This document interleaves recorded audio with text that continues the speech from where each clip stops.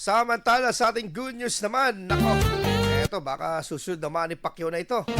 Boksingerong Tubong Mapandan, Pangasinan, handa na sa kanyang unang sabak sa international ring. Ikwento mo ang good news yan, Idol Maya.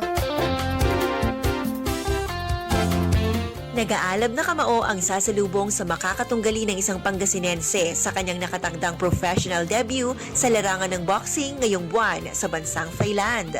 Ang tubong mapandan na si Sir The Big One de los Santos ay handa nang ipakita sa international boxing ring ang bangis ng isang Pangasinense. Kasama ang ilang mga professional champions na hubog ang galing at liksi ni De Los Santos sa kanyang training sa mga boxing gyms sa Lagawi, Ifugao at La Trinidad, Benguet.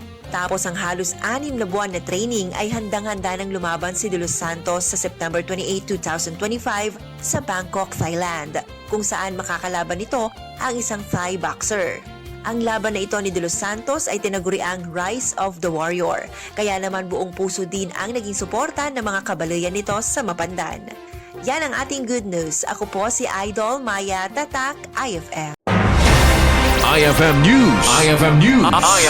IFM News.